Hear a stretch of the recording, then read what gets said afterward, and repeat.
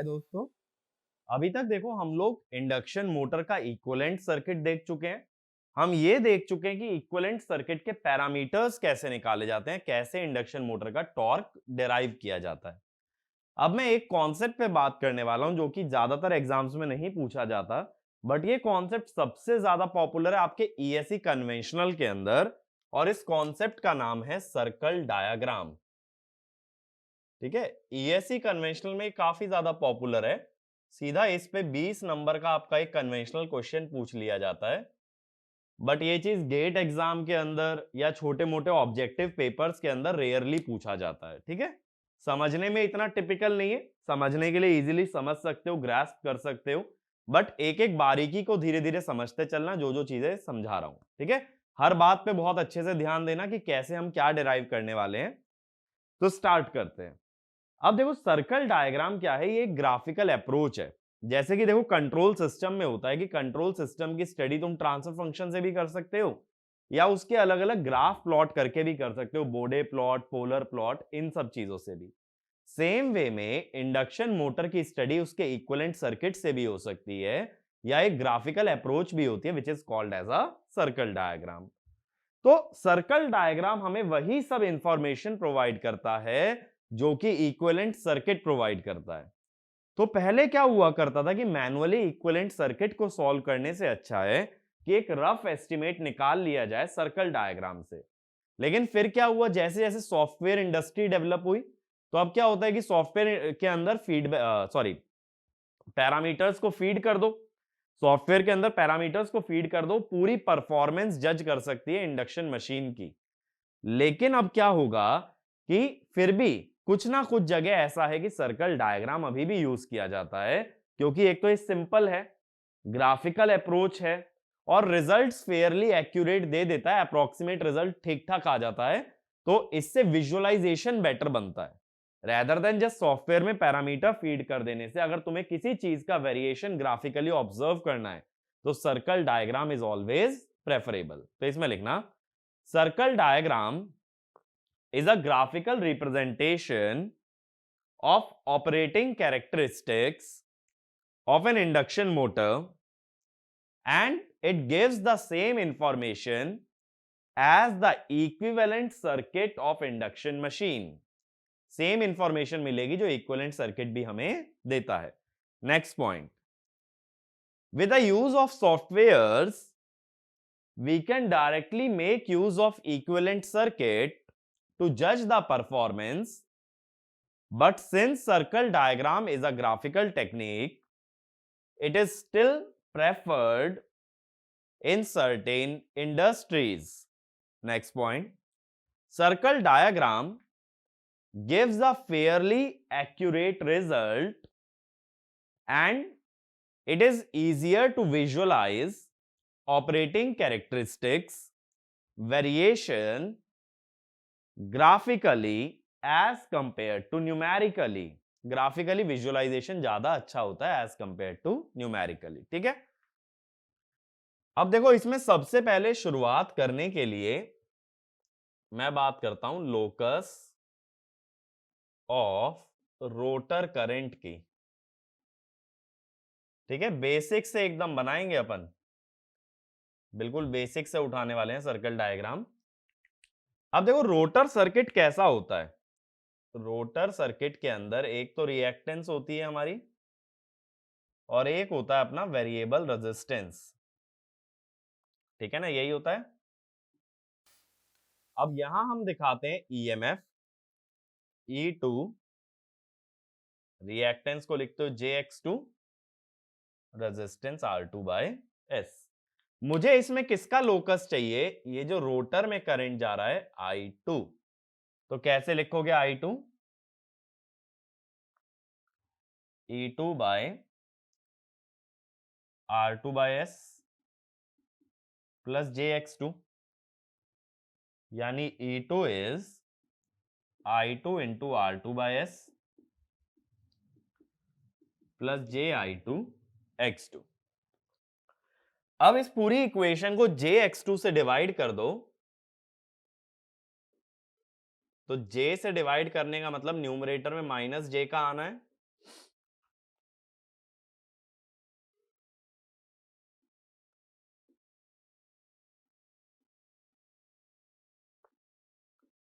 ये बन जाएगा ना, मैंने बस Jx2 से डिवाइड कर दिया इस पूरी इक्वेशन को। अब इसका मतलब क्या है, अगर ग्राफिकली देखा जाए कि अगर E2 को हम लोग ऐसे ड्रॉ करें वर्टिकली, तो ये जो minus J E2 by x two है, माइनस जे का मतलब है ये E2 से कितना लैग करेगा, 90 डिग्री। माइनस जे माने माइनस 90, तो ये E2 से 90 डिग्री लैग कर जाएगा, तो 90 डिग्री क्लॉकवाइज बना लो।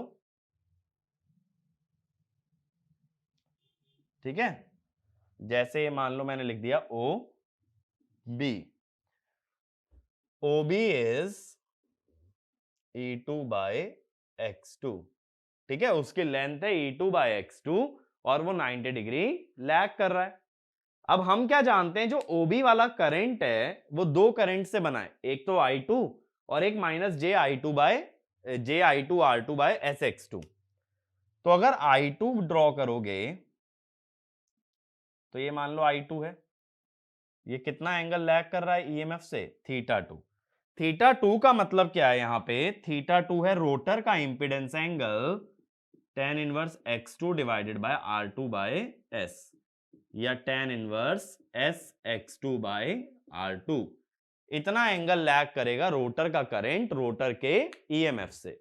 भाई रोटर के अंदर जो भी इंपीडेंस है उतने एंगल से ही लैग करेगा ना, तो ये तो I2 मैंने दिखा दिया। एक और करंट हमें लेना है जो कि माइनस जे लगा है I2 के साथ। I2 के साथ माइनस जे लगने का मतलब I2 से 90 डिग्री लैगिंग। I2 से 90 डिग्री लैगिंग अगर दिखाओगे तो मैं यहां दिखाता हूं। ठीक है, ये हो गया भाई I2 से 90 डिग्री लैगिंग। तो इसको लिख दो सपोज ओ ए कितना है, अब ये है I2 R2 by S X2। अब ये तो पैरेललोग्राम लॉ से ऐड हो रहे हैं, चाहो तो अगर इसे ट्राइंगल रूल से ऐड करते तो इसकी टिप से ड्रॉ करते ना, ये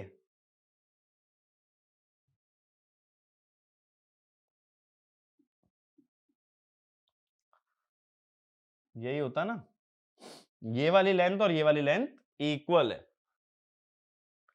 अब देखो यानी कि ये राइट एंगल ट्राइंगल बन रहा है, ये 90 डिग्री का एंगल है। 90 डिग्री के एंगल का जो लोकस होता है उसे कह सकते हो 90 degree is the angle in a semi circle. तो ये इस टाइप से एक सेमी सर्कल बन जाएगा, कुछ इस तरह से। ये बन गया ना एक सेमी सर्कल। अब तुम I2 की अलग अलग वैल्यूज ले सकते हो इस सर्कल की पेरीफेरी पे, और हर बार एक राइट एंगल ट्राइंगल मिलेगा। तो इसका क्या मतलब हुआ कि रोटर के करंट का जो लोकस है that is a semi circle. तो एक पॉइंट ये भी लिख लो, the locus of rotor current is a semi circle, is a semi circle. ठीक है ना, ये क्लियर हुआ कि किस तरीके से सेमी सर्कल बन रहा है। तो जब कहीं 90 डिग्री एंगल बनता है तो उसको हम एक सेमी सर्कल का भी एंगल दिखा सकते हैं, उसकी टिप से एक सेमी सर्कल पास होगा। तो रोटर करंट का हमें लोकस मिल गया। अब देखो बात ये, जब मोटर के इक्विवेलेंट सर्किट की बात करोगे तो उसमें रोटर के साथ साथ स्टेटर का भी सर्किट लेना पड़ेगा। तो अब अगला पॉइंट लिखना है, the circle diagram of N induction motor makes use of approximate equivalent circuit of induction motor. ठीक है, अप्रोक्सीमेट इक्विवेलेंट सर्किट क्या होता है, जैसे ट्रांसफॉर्मर में हम शंट ब्रांच को एक तरफ शिफ्ट कर देते थे, सेम वे में सर्कल डायग्राम बनाने के लिए इंडक्शन मोटर की शंट ब्रांच को भी एक तरफ शिफ्ट कर देते हैं। तो कैसे दिखाओगे, देखो शंट ब्रांच जो है उसको सप्लाई की तरफ शिफ्ट कर दो, ऐसे ही तो करते थे ट्रांसफॉर्मर में भी।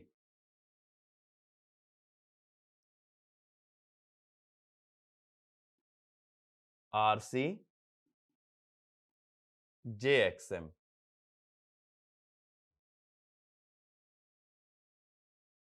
दो रिएक्टेंस और दो अपने रेजिस्टेंस। तो जो सीरीज ब्रांच होती है स्टेटर और रोटर की, वो तो आपस में सीरीज में आ गई, JX1 JX2 dash R1 R2 dash by S, और इधर ये वोल्टेज हो गई V1। अब देखो स्टेटर से चलने वाला जो करंट है I1, वो सीधी बात है दो कंपोनेंट से बनेगा, एक तो I0 और एक I1 डैश, इन दोनों से बनेगा। अब ये दोनों ही करंट V1 के पैरेलल में आ रहे हैं, तो दोनों करंट को इंडिविजुअली तुम निकाल सकते हो। तो क्या करोगे, I1 डैश को कैसे लिखोगे? It is V1 over R1 plus R2 dash by S plus J X1 plus X2 dash. इसका मतलब है ये जो I1 डैश है ये V1 से लैग करेगा, और कितना लैग करेगा?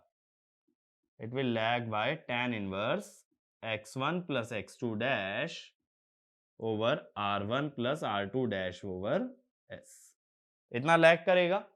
जैसे पहले रोटर के लिए इक्वेशन बनाई थी, वैसे ही अब कंप्लीट सर्किट के लिए बनाओ। V1 equal to I1 into R1 plus R2 dash by S plus J I1 X1 plus X2 dash, ठीक है, सॉरी I1 डैश। अब क्या करो, जैसे पहले तुमने JX2 से डिवाइड कर दी थी पूरी इक्वेशन, यहां डिवाइड कर दो JX1 प्लस X2 डैश से। जब J डिनोमिनेटर का न्यूमरेटर में ले जाओगे तो माइनस J बनेगा,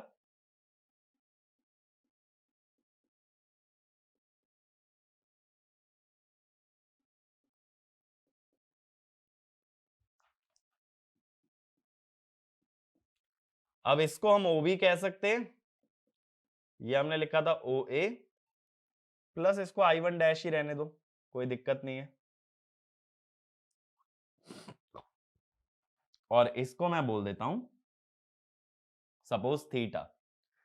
अब किस तरीके से दिखाओगे,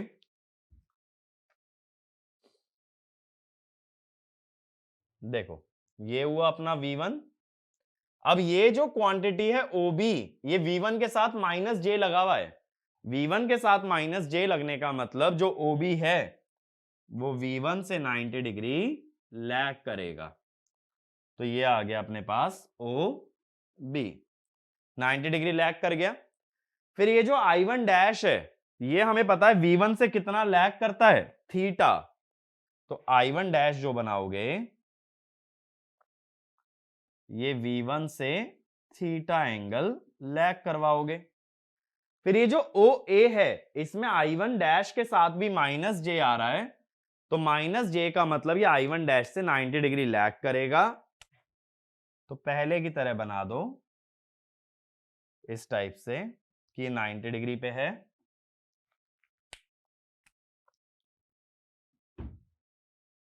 ठीक है ना। तो ये हो गया OB, ये OB लेंथ के बराबर है। अगेन ये वापस से कैसा फिगर बन जाएगा, it will become a semi circle, ये बन गया ना सेमी सर्कल।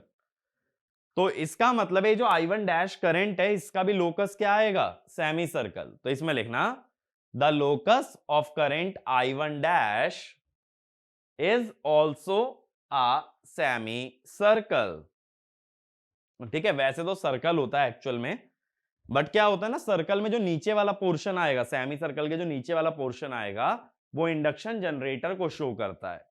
थीटा की पॉजिटिव वैल्यूज माने मोटर, थीटा की नेगेटिव वैल्यूज यानी कि जनरेटर। तो इसमें एक पॉइंट लिख भी लेना, if we complete the circle then the lower portion of the circle represents the induction generator, represents the induction generator, ठीक है। यहां तक ये पॉइंट क्लियर हुआ। अब बात यह है, अगर मुझे टोटल करंट I1 चाहिए, अगर मुझे टोटल करंट I1 चाहिए, तो उसमें I0 भी ऐड करना पड़ेगा। अब ये जो I0 है ना, ये कहां से निकाल लिया जाता है, ये नो लोड टेस्ट से आ जाता है। नो लोड टेस्ट में हमने क्या निकाला था, शंट ब्रांच के पैरामीटर्स ही तो निकाले थे। तो I not can be obtain from no load test. तो अगला पॉइंट लिखना, in order to obtain the stator current I1 we need to include the shunt branch current I0 which will lag the supply voltage by an angle phi naught and can be determined using no load test। अब देखो क्या करेंगे,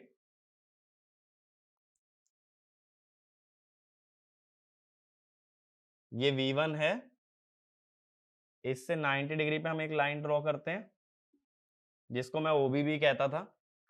अभी ऐसे बात नहीं करेंगे OB के बारे में डायरेक्टली। अब देखो यहां से एक ड्रॉ करो ना, I0 ड्रॉ करो, और थोड़ा लैगिंग बना लेते हैं, काफी ज्यादा लैग करता है, 70-75 डिग्री इजीली लैग कर जाता है। ये मान लो ये है अपना I0, कितना लैग कर रहा है ये एंगल, फाई नॉट, ये I0 बन गया। अब हमें I0 में ये I1 डैश ऐड करना है, यानी I1 डैश का जो लोकस था उसको ओरिजिन से ना बना के उसको I0 के टिप से बनाओ। तो अगला पॉइंट ये लिखना, in order to add I1 dash to I0 we need to draw the locus of I1 dash not from origin but from the tip of I0। यानी अब इस तरीके से ड्रॉ करना, ये O है, ये Q है, तो अब OB वाला जो करंट ले रहे थे उसकी जगह कौन सा करंट ले लोगे, QB। फिर इसमें हम क्या करते थे, यहां से एक ऐसे हम I1 डैश लेते थे और एक इससे 90 डिग्री पे हमारा ये वाला फेजर जाता था, और इन दोनों को मिला के हम क्या बना देते थे, एक ऐसे करके एक सेमी सर्कल आ जाता था। ठीक है, तो यानी अब जो सर्कल डायग्राम बनेगा वो ओरिजिन से ना बना के कहां से बनाओ, I0 के टिप से। और ये जो I1 डैश है ये वही एंगल थीटा है जो हमने पहले दिखाया था, ये वही एंगल थीटा है। ठीक है, अब एक चीज देखो, अगर ये स्लिप बढ़ती जाए, स्लिप बढ़ने से डिनोमिनेटर कम होगा तो थीटा क्या होगा, थीटा बढ़ेगा। अगर डिनोमिनेटर कम हो रहा है तो ओवरऑल वैल्यू बढ़ रही है, यानी थीटा विल इंक्रीज। तो इसमें लिखना, as the slip is increased the angle by which I1 dash lags V1 will also increase। तो स्लिप इक्वल टू 1 के लिए ज्यादा लैगिंग दिखा देते हैं इस टाइप से, यह है स्लिप इक्वल टू 1। रहेगा तो देखो सेमी सर्कल पे ही लोकस, क्योंकि एंगल 90 डिग्री बनाना है। 90 डिग्री एंगल का मतलब है that it should always lie at the periphery of a semi circle, but slip 1 पे ज्यादा एंगल लैग कर जाएगा। तो ये जो एंगल लैग कर रहा है this is theta corresponding to S equal to 1। ये बात क्लियर हुई कि किस तरीके से टोटल स्टेटर करंट का लोकस बनता है। अब ये देखो, ये जो लेंथ है QQ dash, QQ dash is equal to component of I0 parallel to V1। ये चीज सोच के देखो, I0 के दो कंपोनेंट होंगे, एक परपेंडिकुलर टू V1 और एक पैरेलल टू V1। जो भी करंट का कंपोनेंट वोल्टेज के सेम फेज में आ जाता है it contributes real power.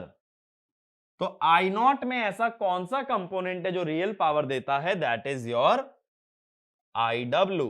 I mu तो रिएक्टिव पावर देता है और IW क्या देता है, रियल पावर।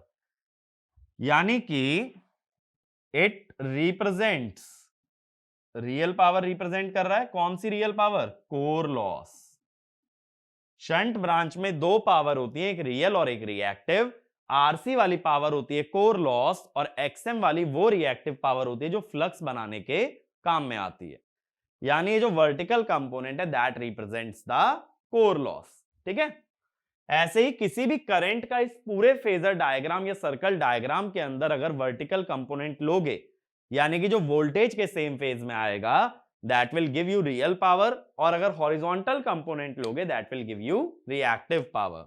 तो एक पॉइंट लिखना, in the circle diagram whenever we consider vertical component of current or the component of current parallel to voltage, then it represents real power, then it represents real power। अब देखो, induction machine के अंदर no load पे सिर्फ core loss नहीं होते। अभी तक तो तुम सिर्फ इक्विवेलेंट सर्किट की बात कर रहे हो ना। इक्विवेलेंट सर्किट से सोचें तो इंडक्शन मशीन और ट्रांसफार्मर तो एक जैसे हैं, लेकिन एक मेजर डिफरेंस है कि इंडक्शन मशीन रोटेटिंग है और ट्रांसफार्मर स्टेशनरी है। और रोटेटिंग मशीन में खास करके एक लॉस एक्स्ट्रा आता है, that is friction and windage loss. तो ये एग्जैक्टली ट्रांसफार्मर नहीं है, इसके अंदर फ्रिक्शन विंडेज लॉस भी लेना चाहिए। तो ये जो क्यू क्यू डैश है, ये सिर्फ अभी क्या रिप्रेजेंट कर रहा है? Core loss. तो हमें इसकी लेंथ को, क्यू क्यू डैश की लेंथ को बढ़ा करके we must also include the friction and windage loss. तो इसमें लिखना, induction motor is different from transformer because it is rotating and hence it contains friction and windage losses. So in order to include friction and windage losses, we must increase the length of QQ dash, which will then represent core loss plus friction and windage loss। ठीक है, core loss plus friction windage दोनों इसके अंदर आ जाएंगे, इसकी length बढ़ा देंगे। अच्छा, एक चीज ऑटोमेटिकली वैसे भी सोचो कि जब नो लोड टेस्ट करते हो तो मोटर ऑलमोस्ट सिंक्रोनस स्पीड पे घूमती है, तो उस समय पे मोटर में जो लॉस आते हैं वो फ्रिक्शन विंडेज भी होते हैं और कोर लॉस भी होते हैं। तो अगर तुम नो लोड टेस्ट के हिसाब से फेजर बनाओगे तो ऑटोमेटिकली इसमें फ्रिक्शन विंडेज लॉस इंक्लूड हो जाएगा। तो एक पॉइंट ये भी लिख लेना, if the current I not is plotted on the basis of no load test, then it automatically includes the effect of friction and windage loss, because during no load test the power consumed contains friction windage loss and the core loss। बात मेरी clear हुई? No load test में friction windage loss included रहता है, इसीलिए अगर no load test के हिसाब से आई नॉट बनाने वाले हो तो कुछ घबराने वाली बात नहीं है, उसमें फ्रिक्शन विंडेज लॉस पहले से ही इंक्लूडेड होगा। ठीक है, और अगर पैरामीटर्स के हिसाब से बनाओगे तब तो तुम सिर्फ आरसी के हिसाब से ले रहे हो, तब फ्रिक्शन विंडेज लॉस इंक्लूडेड नहीं होगा। तो हम ये कह सकते हैं कि जो आई नॉट है, आई नॉट हमें कितना लेना है? नो लोड लॉस यानी friction windage plus core loss by √3 V1 cos theta naught. √3 VI cos theta होगा ना रियल पावर। तो वही मैं कह रहा हूं, नो लोड पे लॉसेस कौन कौन से होंगे? इसके अंदर दो लॉस होंगे, कोर लॉस और फ्रिक्शन प्लस विंडेज लॉस। तो इसीलिए क्या होता है ना, ज्यादातर ये जो सर्कल डायग्राम बनाया जाता है ये टेस्ट के डेटा से बनाते हैं, नो लोड टेस्ट और ब्लॉक रोटर टेस्ट के डेटा से बनाते हैं। तो उसमें तुम्हें फ्रिक्शन विंडेज को अलग से लेने की जरूरत नहीं पड़ती। नो लोड टेस्ट में जो रियल पावर आती है that includes the friction and windage losses. अब हम आ रहे हैं कंप्लीट सर्कल डायग्राम पे। ठीक है, ये वाला डायग्राम थोड़ा सा कॉम्प्लिकेटेड रहेगा, ध्यान से समझना एक एक बात इसके बारे में। बेसिक तो क्लियर हुआ ना कि सर्कल डायग्राम बनता कैसे है।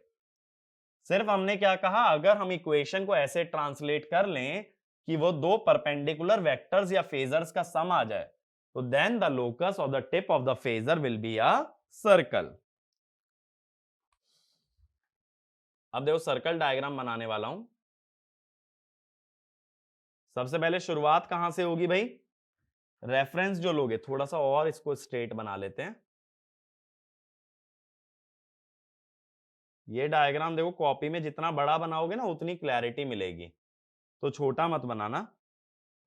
V1 से करोगे और एक 90 डिग्री पे इसके एक्सेस और डिफाइन करोगे। ठीक है, अब पहले की तरह ही चल रहा हूं अभी। फिर क्या लोगे, फिर एक करंट लोगे I0 जिसका एंगल होगा थीटा नॉट। ठीक है, ये हो गया O, ये हो गया Q और ये हो गया N। तो मैं क्या कहता हूं कि QN इज बेसिकली, एक एक चीज साथ साथ समझाता चल रहा हूं बनाते हुए, QN is basically vertical component of I0, यानी कि ये क्या रिप्रेजेंट करेगा, रियल पावर। और रियल पावर क्या होगी नो लोड पे, core loss plus friction and windage loss. ठीक है, तो ये दो लॉसेस के सम को रिप्रेजेंट कर रहा है, कोर लॉस और फ्रिक्शन विंडेज लॉस। अब इसके बाद हम क्या कहते हैं कि जो स्टेटर से चलने वाला करंट है, स्टेटर से चलने वाला करंट क्या होगा, वो होगा I1। तो I1 को अगर ड्रॉ करना है तो यहां से ड्रॉ कर लो, या एक काम करो अगर टेस्ट डेटा से जाना चाहते हो तो टेस्ट डेटा से अगर जाना चाहते हो तो ऐसे जा सकते हो। ये समझाता हूं कि ब्लॉक्ड रोटर टेस्ट का यूज कैसे होता है। टेस्ट डेटा से जाना है तो क्या करो, यहां से ना एक हॉरिजॉन्टल लाइन इसके पैरेलल में ड्रॉ कर लो। ये आ गया। इस हॉरिजॉन्टल लाइन का वर्टिकल इंटरसेप्ट क्या शो कर रहा है, core loss plus friction windage loss. अब क्या करो, ओरिजिन से एक फेजर बना लो शॉर्ट सर्किट करंट का, यह है ISC। ठीक है, ओरिजिन से मैंने बना लिया, ब्लॉक रोटर टेस्ट का डेटा है ये, और कितने एंगल पे रिलेटेड है ये, फाई SC। ठीक है, तो अब अगला पॉइंट लिखना, based on the data from blocked rotor test we draw a phasor ISC from origin which lags the voltage V1 by an angle phi SC। अब क्या होगा, ये ISC में भी नो लोड करंट तो इंक्लूडेड होगा। Transformer या induction के सर्किट में देखो तो शॉर्ट सर्किट करो या open circuit, no load current हमेशा फ्लो करता है। तो मैं यहां से क्या करता हूं, I0 के टिप से इसको जोड़ने की कोशिश करता हूं। ठीक है, तुम लोग स्केल से बना लेना डायरेक्टली, मुझे इसमें थोड़ा सा दिक्कत होगा। ये मैंने जोड़ दिया। ठीक है, तो मैंने ISC को भी बता दिया कि दो करंट्स का समय, एक तो नो लोड करंट और एक जो हमारा सीरीज वाली ब्रांच के अंदर करंट फ्लो करता है। अब बात है नो लोड करंट कांस्टेंट कैसे मान लिया भाई, नो लोड करंट कांस्टेंट ऐसे मान लिया कि जब अप्रोक्सीमेट सर्किट लेके चलता हूं, अप्रोक्सीमेट सर्किट जब लेके चलता हूं तो शंट वाली ब्रांच V1 के पैरेलल में लगी है। जब तक V1 कांस्टेंट रहेगा तब तक शंट वाली ब्रांच का करंट भी कांस्टेंट रहेगा। तो एक पॉइंट ये भी लिख लो, we have assumed no load current to be constant because in approximate circuit the shunt branch is connected in parallel to V1, so as long as V1 remains constant, as long as V1 remains constant, the current in the shunt branch will also remain constant। या एक काम करते हैं, देखो इस phasor को ना थोड़ा सा छोटा कर लेते हैं, इतने बड़े में ना हम सर्कल नहीं बना पाएंगे, सर्कल हमारे बोर्ड पे फिर आ नहीं पाएगा। तुम लोग अपनी कॉपी के साइज के हिसाब से बना लेना, मैं बस इसको थोड़ा सा लेंथ शॉर्टन कर रहा हूं और कुछ नहीं। ठीक है,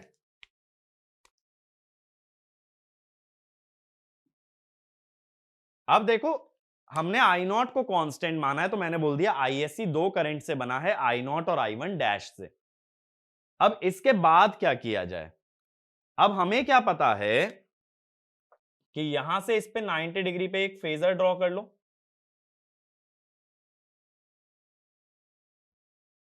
ये 90 डिग्री पे मैंने ड्रॉ कर लिया, तो ये जो पॉइंट है ये एक सेमी सर्कल पे लाई करना चाहिए, तो अब सेमी सर्कल बना सकते हो इस टाइप से। ये आ गया ना सेमी सर्कल, सिंपल है। मैंने क्या किया, पहले आईएससी ड्रॉ कर लिया टेस्ट के डेटा से, फिर मैंने क्या किया, आई नॉट से आईएससी की टिप को जोड़ा और वहां से 90 डिग्री पे एक लाइन ड्रॉ की, तो वो जहां हॉरिजॉन्टल लाइन को कट करेगी वो एक राइट एंगल ट्राइंगल बन गया and it will lie inside a semi circle. ठीक है, सेमी सर्कल के वो अंदर लाई करेगा। इतनी मेरी बात क्लियर हुई? ये शॉर्ट सर्किट करंट वाला फंडा क्लियर हुआ? ठीक है ना? तो यहां तक सभी लोग एक बार नोट डाउन कर लो। इसके बाद एक पॉइंट लिखना, we draw a perpendicular to a line joining ISC and I naught, and wherever it intersects the horizontal axis will give us the diameter of a semicircle. Semi circle का diameter इतना है। ठीक है, जैसे इसको कुछ नाम भी दे दो, क्या दिक्कत है, इसको मैं ए बोल देता हूं। तो ये QA जो है ना, QA सेमी सर्कल का डायमीटर है। ये मेरी बात क्लियर हुई? वैसे तो एक्चुअल में देखो जो बुक्स में दिखाया होता है ना, तो बुक्स के अंदर क्या होता है कि ये वाला जो आईएससी वाला पार्ट है, आईएससी वाला पार्ट थोड़ा सा राइट में चला जाता है, तो मैं इसी हिसाब से ड्रॉ कर देता हूं कि कहीं ऐसी कंफ्यूजन ना हो जाए कि आईएससी हमेशा टॉप पे लाई करता है, ऐसा कुछ भी नहीं है। देखो ऐसे दिखाते हैं, ये आईएससी हो गया और ये वाला एंगल मैंने इंक्रीज करके फाई एससी कह दिया, और वो जो ब्लू वाला फेजर बना रहे थे वो यहां से बना लो, बात एक ही है। ये 90 डिग्री वाला एंगल हो गया। बात मेरी समझे? ज्यादातर आईएससी राइट में दिखाते हैं, मैंने इसको मॉडिफाई इसलिए किया है कि तुमको ये कंफ्यूजन ना हो जाए कि आईएससी सेमी सर्कल के टॉप पे लाई करता है, ऐसा कुछ भी नहीं है। ठीक है, वो तो डिपेंड करता है, देखो जब एग्जैक्ट डायग्राम बनाओगे ना टेस्ट के डेटा के हिसाब से, तो उस पर डिपेंड करेगा। ये मेरी बात क्लियर हुई यहां तक? ठीक है, तो ये डायग्राम ना पेंसिल से बनाना, हल्की बहुत बीच बीच में करेक्शंस होंगी, तो बार बार परेशान मत होना। अब इसके आगे की हम बात करते हैं। अब मैं क्या करता हूं, ये जो आईएससी आया है इसका भी मैं वर्टिकल कंपोनेंट ले लेता हूं। ठीक है, इसका वर्टिकल कंपोनेंट मैंने लिया, तो आईएससी को जैसे मैंने बोल दिया कि ये मान लो बी है और ये वाला पॉइंट मैंने ले लिया सपोज सी, तो बीसी क्या बताएगा? बीसी क्या है? ये है vertical component of ISC, vertical component of ISC. ठीक है, अब आईएससी का वर्टिकल कंपोनेंट हमें क्या बताएगा बताओ? It will show the real power during blocked rotor test. Short circuit test और ब्लॉक्ड रोटर टेस्ट एक ही बात है ना? तो रियल पावर क्या क्या होती है? It is copper loss plus stator core loss plus rotor core loss, और कॉपर लॉस में दोनों इंक्लूडेड है, स्टेटर और रोटर। इसमें फ्रिक्शन विंडेज नहीं आएगा, क्योंकि ब्लॉक्ड रोटर टेस्ट के अंदर जब रोटर की स्पीड 0 होती है तो friction windage loss does not occur. अब बात यह है कि तुमने तो ये बोला था ये जो हाइट है, ये जो दो लाइंस के बीच का गैप चल रहा है, ये हमें बता रहा है core loss plus friction windage. और अभी मैं कह रहा हूं कि जब शॉर्ट सर्किट या ब्लॉक्ड रोटर टेस्ट की बात होगी तो फ्रिक्शन विंडेज लॉस नहीं आएगा। तब बात यह आती है कि ये हाइट फिर रिप्रेजेंट क्या करती है? तो ऐसे भले ही क्वेश्चन बना के लिख लेना, क्वेश्चन बना के लिख लो इसी के under, during blocked rotor test the rotor is at rest, so friction windage loss does not occur, then what does the height BC represent? अब बात यह आती है ब्लॉक्ड रोटर के अंदर, थोड़ा सा ध्यान से समझना, रोटर की स्पीड 0 होती है तो स्लिप होती है 1, जिसका मतलब रोटर की फ्रीक्वेंसी स्टेटर के बराबर आती है। अब हम हमेशा रोटर के कोर लॉस को इग्नोर कर देते थे इस एजम्पशन पे कि रोटर की फ्रीक्वेंसी बहुत छोटी है तो उसके हिस्टेरेसिस और एडी करंट लॉसेस भी बहुत ही छोटे होंगे। लेकिन अब रोटर और स्टेटर की फ्रीक्वेंसी बराबर है, क्या अब रोटर के कोर लॉस को इग्नोर कर सकते हो? तो क्या आंसर होगा इसका? नहीं भाई, अब नहीं कर सकते, फ्रीक्वेंसी ज्यादा हो गई है। अगर अब इग्नोर नहीं कर सकते, इसका मतलब है रोटर कोर लॉस बढ़ जाएगा as compare to no load test.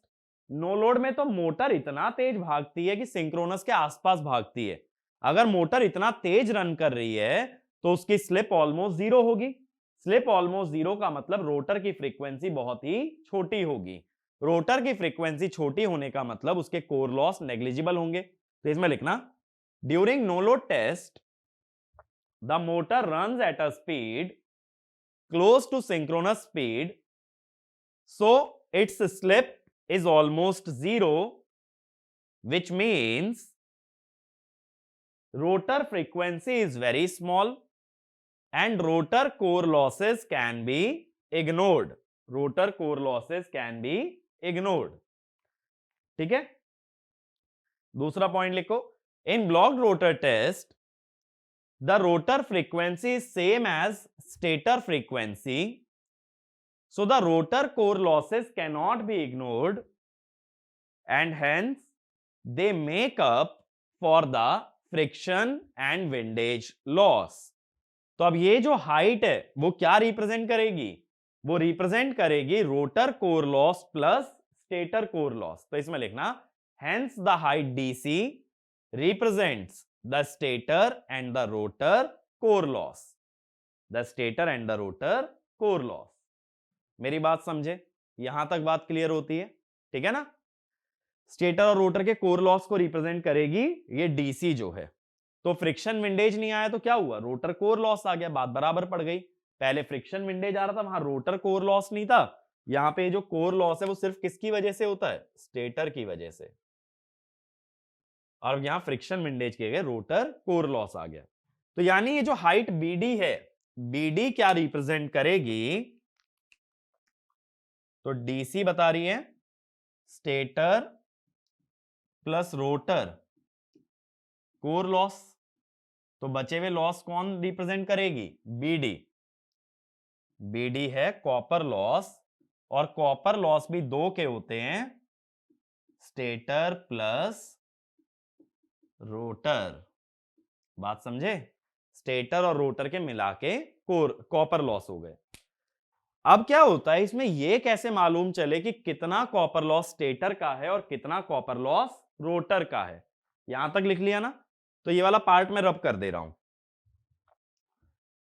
अब थोड़ा सा ना रेफर करते हैं एक बार अप्रोक्सीमेट सर्किट को, छोटा सा बना रहा हूं, अप्रोक्सीमेट इक्विवेलेंट सर्किट जो मैंने अभी बनाया भी था। ठीक है, इसीलिए क्योंकि डायरेक्ट बोलूंगा ना तो तुम लोग, बहुत सारे लोग विजुअलाइज नहीं कर पाओगे मैं बात क्या कर रहा हूं, तो मैं ड्रॉ करके समझाता हूं। देखो, अप्रोक्सीमेट सर्किट में एक तो शंट ब्रांच थी अपने पास, और एक अपने पास थी सीरीज ब्रांच।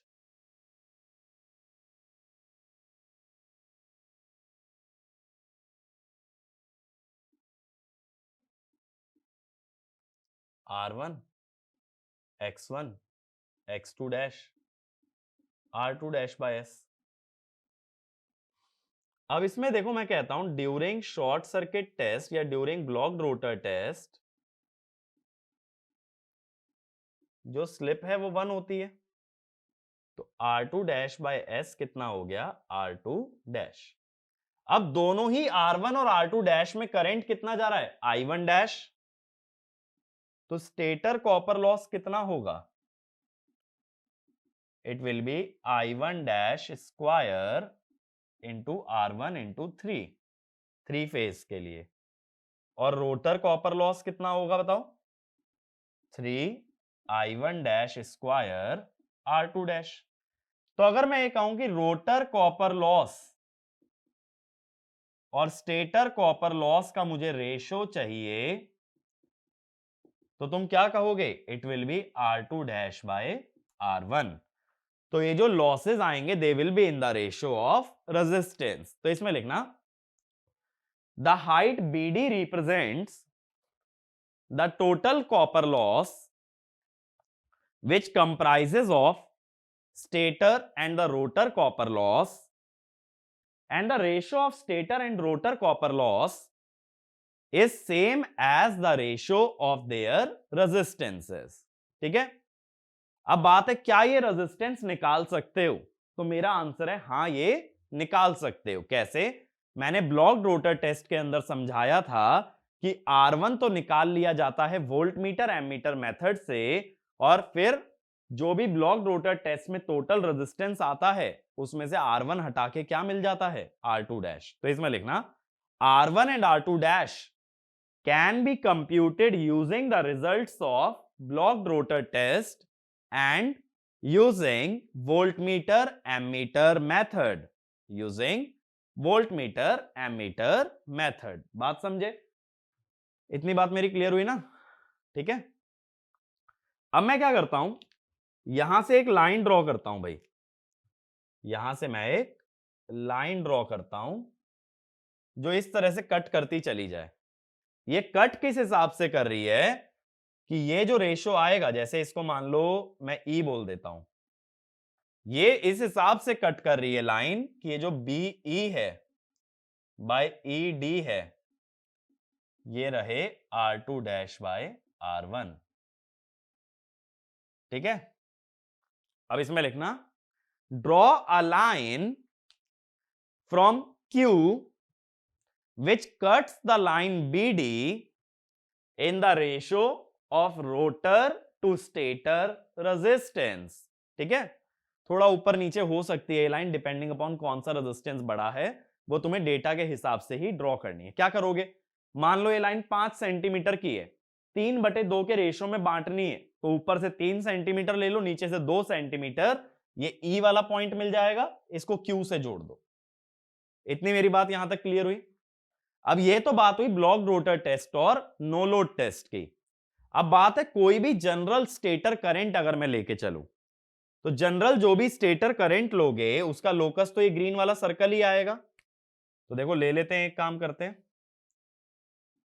मान लो ये करंट है अपना I1, ये स्टेटर का करंट है, कितने एंगल पे है, φ1। ये भी दो करंट से बना होगा अप्रोक्सीमेट सर्किट के हिसाब से, एक तो I1 डैश और एक I0। तो I0 इसमें से घटा दो तो हमारे पास जो करंट आएगा ये होगा I1 डैश। ये जो रेड डॉटेड लाइन है ना, ये I1 डैश होगी। अब इस पॉइंट को कुछ मैं बोल देता हूं, लेटर से डी तक तो आई गए, डी ई, चलो एफ मैंने बोल दिया, ये पॉइंट है एफ। अब क्या होगा, देखें भाई क्या होगा। अब एफ से अगर परपेंडिकुलर ड्रॉ करो, इसको मैं जी बोल देता हूं और इसको मैं बोल देता हूं एच। तो ये एफ एच क्या रिप्रेजेंट करेगा, एफ एच रिप्रेजेंट करेगा रियल पावर। एफ एच क्योंकि करंट वोल्टेज के पैरेलल है ना, रिप्रेजेंट्स रियल पावर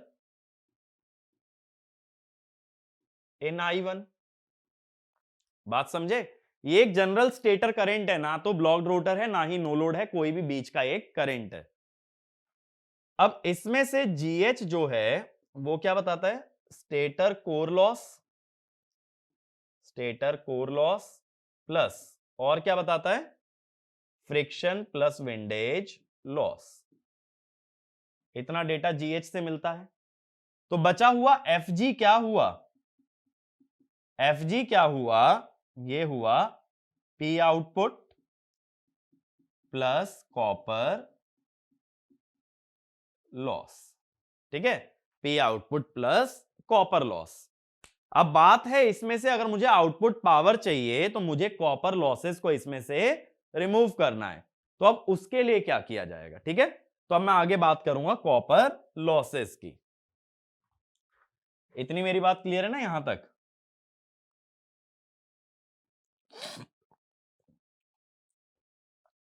और ये भी जो रियल पावर है ना I1 में, रियल पावर इनपुट कर लेना, यहाँ पे I1 इनपुट करंट है, तो टोटल जो भी रियल पावर अंदर आ रही है मोटर के, वो कुछ तो आउटपुट में जाएगी, कुछ लॉसेस में जाएगी।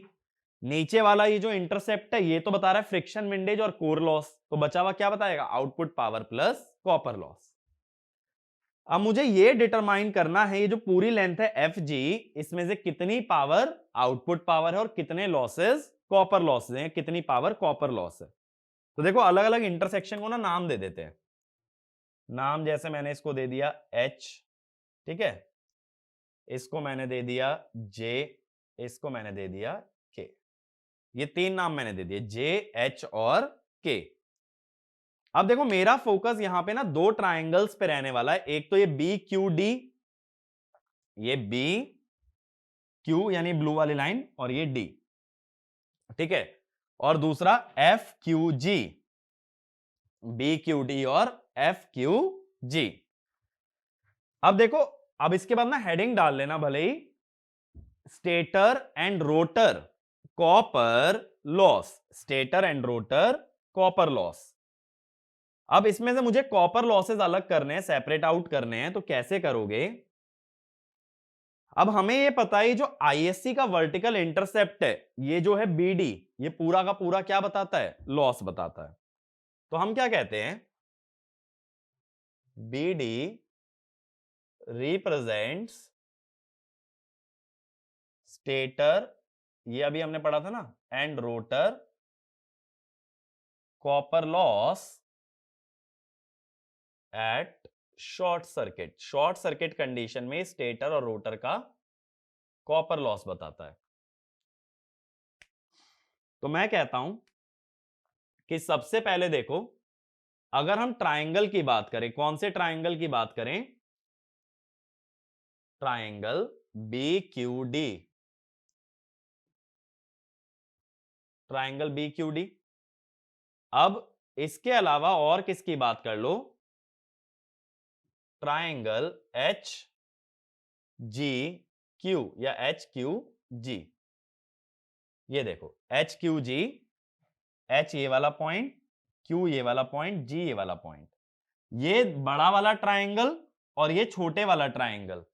ध्यान से देखना, एच क्यू जी और बी क्यू डी, इसका एंगल सेम है, तो ये दोनों ट्रायंगल क्या हुए, दीज आर सिमिलर। अगर ये सिमिलर हुए तो H G upon B D, H G upon B D किसके बराबर होगा, H G upon B D बराबर होगा Q H upon Q B के, Q H upon Q B. ये मेरी बात क्लियर हुई, ठीक है। अब बात यह है ये Q H upon Q B आएगा कितना, H G upon B D, अगर ये Q H upon Q B के बराबर है तो क्यू एच और क्यू बी की वैल्यू हमें चाहिए होगी। अब क्यू बी के लिए देखो ये बड़े वाला ट्राइंगल क्यू बी ए, अब ट्राइंगल क्यू बी ए देखना,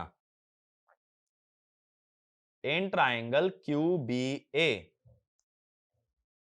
क्यू बी ए के अंदर अगर क्यू बी की बात करोगे तो Q B is Q A, और ये वाला एंगल अगर जैसे मान लो ये वाला एंगल है थीटा, ठीक है, तो क्यूबी ट्राइंगल का बेस हो गया, क्यूए हो गया हाइपोटेनस कॉस थीटा। बात समझे, मैंने सिर्फ ये बोला है क्यूबी को इस वाले ट्राइंगल से निकाल लो, ये जो ब्लू डॉटेड और ब्लू लाइन वाला ट्राइंगल है ना, इससे निकाल लो।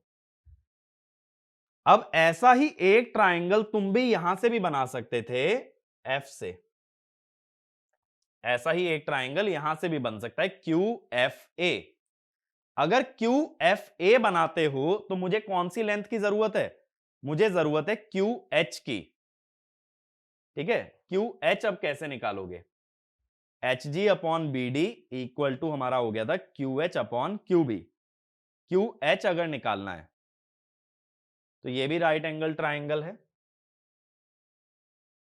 हम लोग यहां से क्यू एफ निकाल सकते हैं इसी ट्राइंगल से, अगर क्यू एफ निकालें, लेकिन एंगल तो अलग अलग होगा, चलो कोई दिक्कत नहीं है।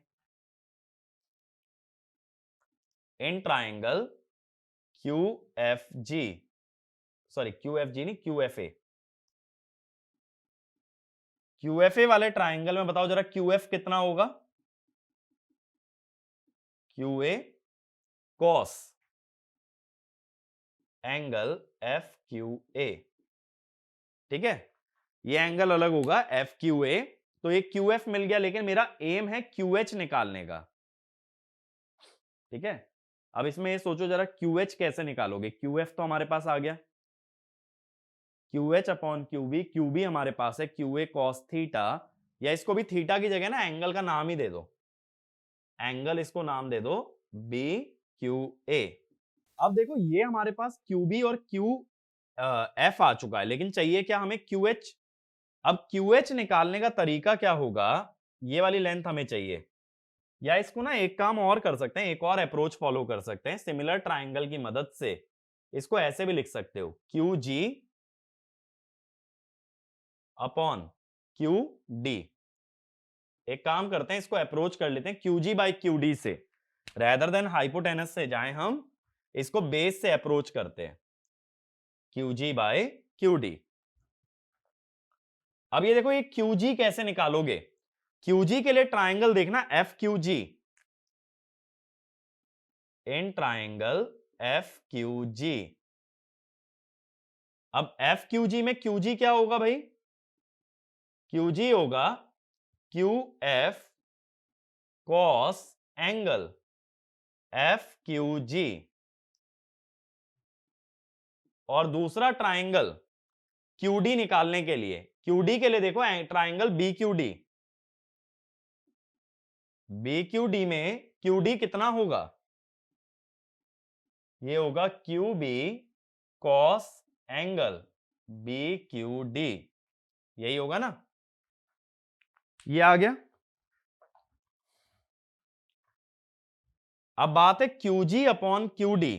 अब एंगल FQG की बात करो, एंगल FQG और एंगल FQA तो बराबर हैं। देखो जरा triangle, angle FQG is equal to angle FQA, तो cos of angle FQG is equal to cos of angle FQA। अब FQA भी देखो एक राइट एंगल ट्राइंगल है, तो इसका cos क्या होगा? इसका cos होगा बेस अपॉन हाइपोटेनस, यानी कि QF अपॉन QA। ऐसे ही देखो एंगल BQD जो है, एंगल BQD जो है वही एंगल है BQA, तो cos of angle BQD is equal to cos of angle BQA। तो राइट एंगल ट्राइंगल में BQA का cos कितना बनेगा? Again base upon hypotenuse, QB by QA, ठीक है।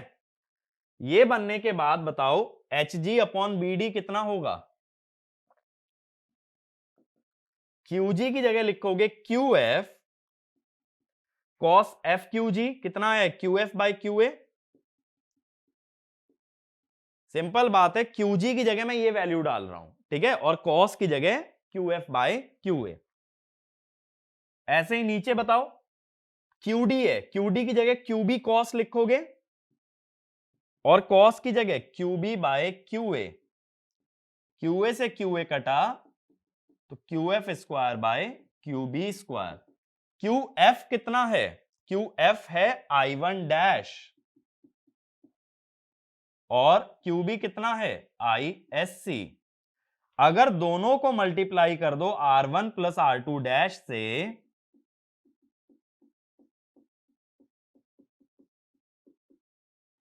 तो दोनों तरफ R1 plus R2 dash multiply कर सकते हो ना,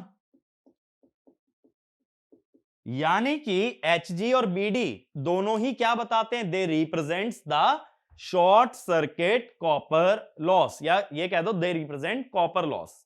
तो इसमें एक पॉइंट लिख लेना, based on this derivation we can say that HG the vertical height represents the stator and rotor copper loss. Stator और रोटर के कॉपर लॉसेस दे रही है।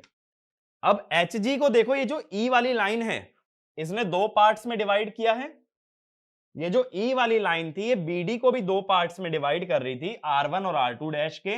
ऐसे ही HG को भी दो पार्ट्स में डिवाइड कर रही है। तो ऐसे ही अगला पॉइंट लिखना, the line QE divides BD in the ratio of rotor copper loss to stator copper loss or rotor to stator resistance. Similarly, QE will divide HG in the ratio of rotor to stator resistance. तो ये जो HG है ये दो parts में divided है, HK और KG, और इनका भी रेशो यही आएगा जो कि आया था BE अपॉन ED का। अब देखो यहां से काफी पिक्चर क्लियर हो जाती है। कैसे? यहां से क्या क्या मालूम चला, देखो अब रिवाइंड करते हैं। FG क्या बता रहा था? P out plus P stator copper loss plus P rotor copper loss. अब FG is equal to FH plus HG। HG अभी मैंने बोला क्या बता रहा है? It is representing P stator copper plus P rotor copper. तो FH क्या बचा? दोनों इक्वेशन को कंपेयर करो। FH is the P out. FH is P out. मेरी बात क्लियर हुई? FH जो आता है यानी ये वाली जो लेंथ है F से लेके H तक, ये P आउट को रिप्रेजेंट करती है। इसीलिए हम कह सकते हैं जो H पॉइंट का लोकस है that represents the output power. तो एक पॉइंट लिखना, since FH represents the output power, we can say the point H which lies on QB, QB पे लाई कर रहा है ना H, is the locus of output power. Hence QB is also called as power line, is also called as power line. ये जो blue वाली line है इसको बोल देते हैं पावर लाइन। अब मुझे बताओ एयर गैप पावर कैसे निकलती है? एयर गैप पावर क्या होती है? It is P output plus P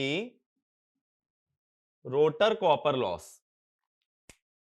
अब रोटर कॉपर लॉस कौन सा होगा? हमने बताया ना H के जो है रोटर कॉपर लॉस है, तो FH प्लस HK यानी कि FK। और टॉर्क जो होता है वो होता है air gap power by omega S, यानी कि torque is FK by omega S. तो इसमें लिख लेना, hence FK is also called as, sorry, hence the locus of point K, hence the locus of point K which lies on QE is also called as torque line. तो ये जो black वाली line है इसे कह देते हैं torque line. तो ये जो ब्लू वाली लाइन है दैट इज पावर लाइन, और जो ब्लैक डॉटेड लाइन है दैट इज टॉर्क लाइन, क्योंकि इस पे जो K पॉइंट लाई कर रहा है that represents your air gap power. ये बात क्लियर हुई कि टॉर्क कैसे निकलता है। अब मान लो स्लिप निकालनी है। स्लिप कैसे निकल सकती है? स्लिप निकल सकती है rotor copper loss by air gap power. Slip is rotor copper loss by PAG। अब रोटर कॉपर लॉस कौन सी लेंथ रिप्रेजेंट करती है? HK। Air gap power FK, तो यहां से स्लिप भी आ जाती है HK बाय FK।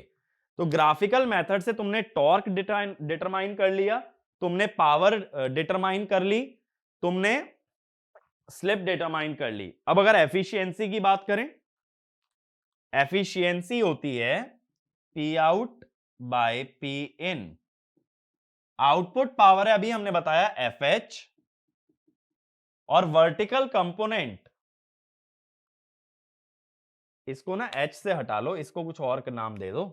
H हमने एक और बार यूज कर लिया ना, इसको K दे दो। और वर्टिकल कंपोनेंट जो होता है वो होता है इनपुट पावर एफ के। तो एफिशिएंसी हो जाएगी एफ एच, अच्छा के भी दे रखा है, एम बोल दो, F H by F M, तो ये हो जाती है एफिशिएंसी। तो हमने एफिशिएंसी भी निकाल ली, हमने यहां पे स्लिप निकाल लिया, सारी पावर्स डिटरमाइन कर ली।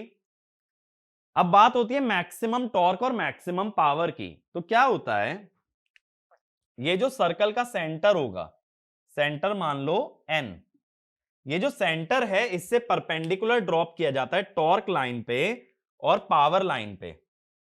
जैसे देखो टॉर्क लाइन पे अगर परपेंडिकुलर ड्रॉप करोगे, ये मान लो ये परपेंडिकुलर तुमने ड्रॉप किया, ऐसे ही परपेंडिकुलर तुमने ड्रॉप किया टॉर्क लाइन पे, पावर लाइन और टॉर्क लाइन पे परपेंडिकुलर्स आ गए।